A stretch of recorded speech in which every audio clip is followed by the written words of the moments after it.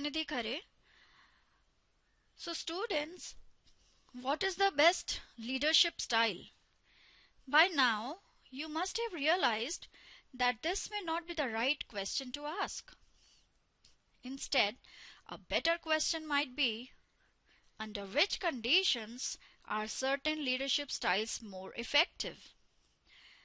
So after the disappointing results of trait and behavioral approaches, several scholars developed leadership theories that specifically incorporated the role of the environment.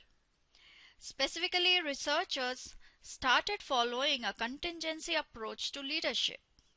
Rather than trying to identify traits or behaviors that would be effective under all conditions, the attention moved towards specifying the situations under which different styles would be effective.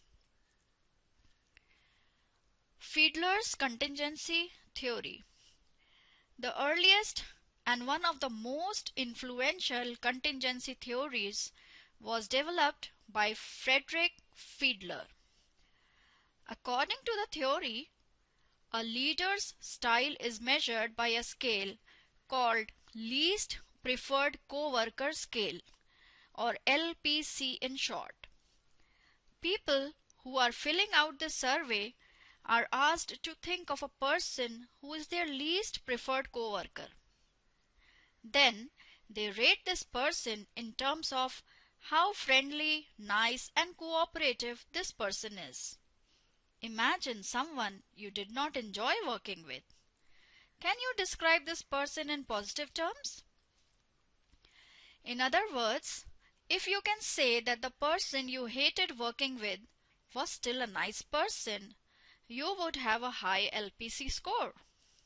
This means that you have a people-oriented personality.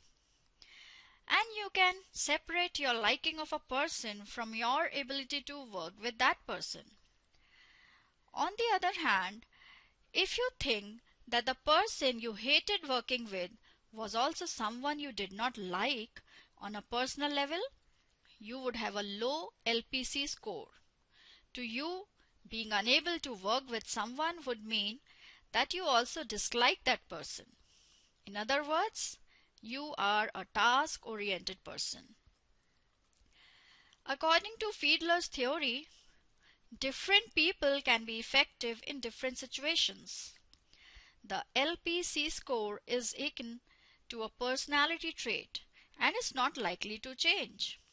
Instead, placing the right people in the right situation or changing the situation to suit an individual is important to increase a leader's effectiveness.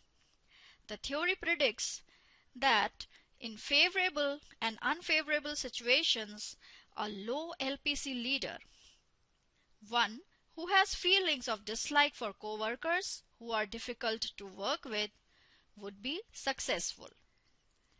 When situational favorableness is medium, a high LPC leader, one who is able to personally like co-workers who are difficult to work with, is more likely to succeed.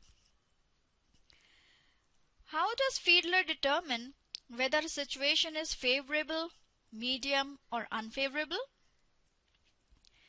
There are three conditions creating situational favorableness: leader-subordinate relations, position power, and task structure. If the leader has a good relationship with most people and has high position power and the task at hand is structured, the situation is very favorable. When the leader has low quality relations with employees and has low position power and the task at hand is relatively unstructured, the situation is very unfavorable. So this table shows a situational favorableness that I was just telling you about.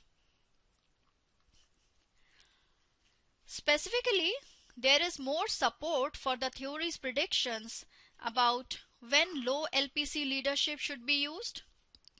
But the part about when high LPC leadership would be more effective received less support.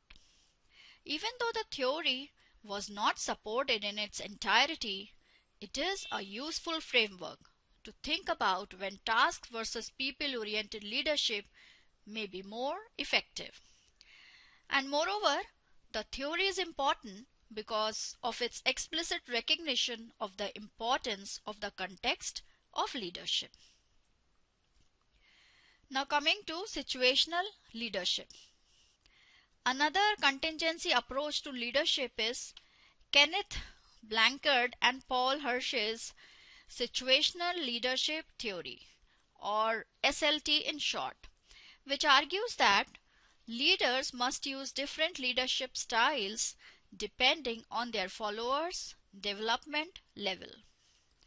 According to this model, employee readiness, which is defined as a combination of their competence and commitment levels, is the key factor determining the proper leadership style.